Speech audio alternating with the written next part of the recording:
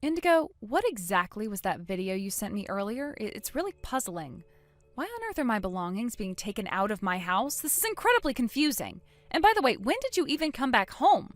Both Sam and I thought that you were gone for good. Oh, is it really so strange for me to return to my own home? You know, I find it quite amusing that you think that way. You really are a strange one, aren't you, Trudy? I must say you are truly failing in your role as a daughter-in-law. If a woman can't fulfill her duties as a wife and manage a household, then what value does she have? That's why I think you're completely useless. Honestly, a parasite of a daughter-in-law who relies on her in-laws should just pack up and leave. No, that's not fair. I was just at my family home to take care of my father-in-law. I wasn't there to be a burden on you. Did you even get the complete story from Sam, and do you really understand what's going on? Are you seriously looking down on me right now?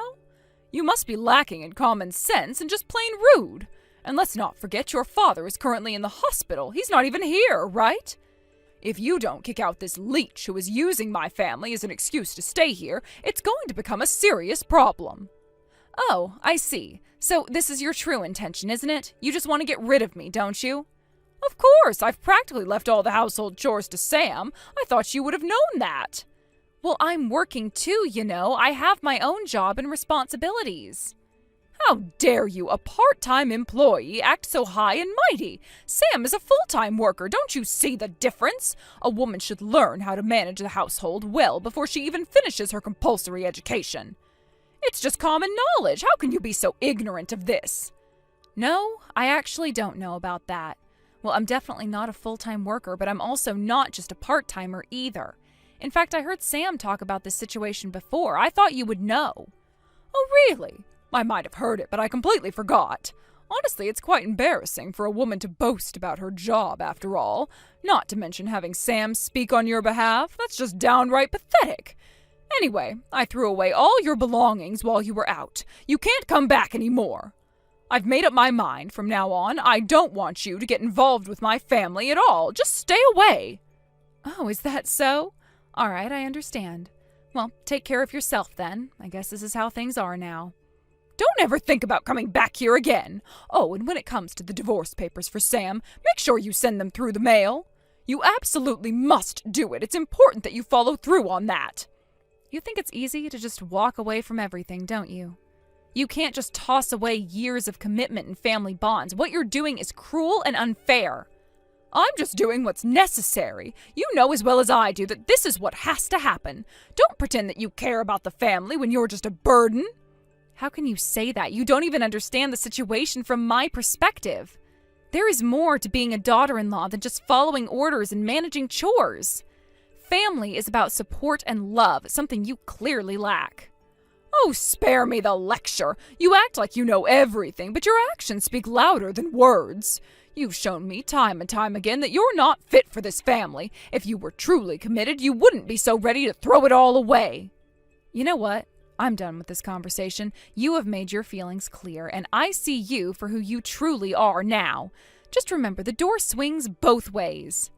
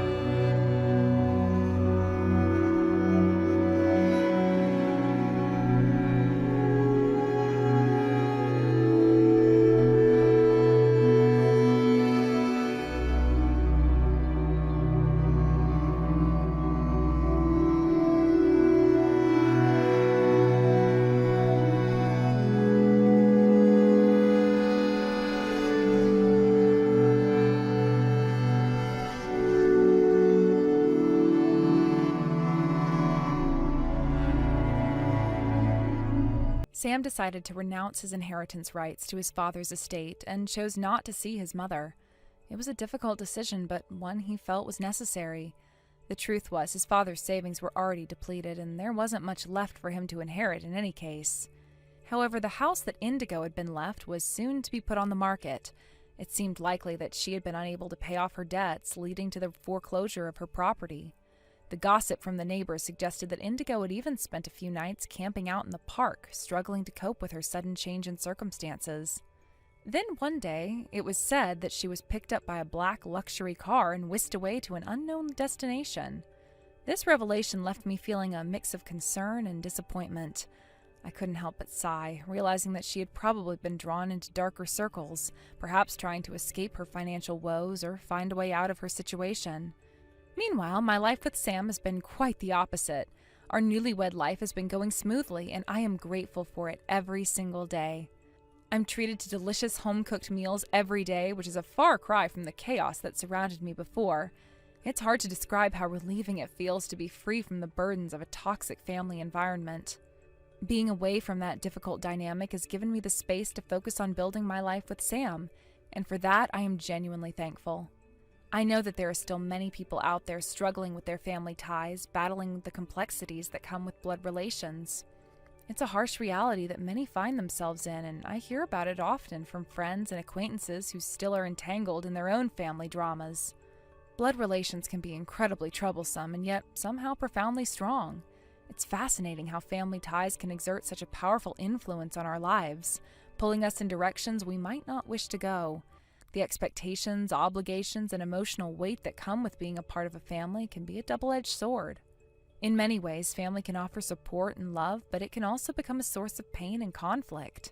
For me, I am finally able to forge my own path without the toxic influences of my past weighing me down. It feels liberating to create a space for myself and Sam, free from the shadows of our parents' mistakes and issues. I often reflect on my upbringing and how it has shaped me into the person I am today. I'm determined to create a nurturing environment for my own family. Should we decide to expand it in the future, Sam and I talk about our hopes and dreams. And it feels so good to be able to envision a future filled with love, laughter, and understanding. The contrast between my old life and my new life with Sam couldn't be more pronounced. Where once there was a confusion and conflict, there is now clarity and peace. I want to embrace this newfound freedom and make the most of it. I understand that life can change in an instant, and I want to cherish every moment I have with Sam. The bonds we create are the ones that truly matter, not those formed by mere blood. I feel fortunate to have found someone who understands me and supports me wholeheartedly. As I watch Indigo's situation unfold from afar, I can't help but feel a sense of relief that I've moved on. While I hope for her well-being, I recognize that I can't allow myself to get caught up in the turmoil of others. I have my own life to live and love to cultivate. In the end, the ties that bind us are often not as straightforward as they seem. The complexities of family can be overwhelming, but I am learning to navigate my own course. I hope that others in similar situations can find their own paths to freedom and happiness, just as I have. After all, it is the relationships we choose that often define us far more than those we're born into. Thank you for watching and listening. We hope you enjoyed the video. Don't forget to like this video and subscribe. Also, feel free to leave a comment about what you thought of the story. We look forward to seeing you at the next story.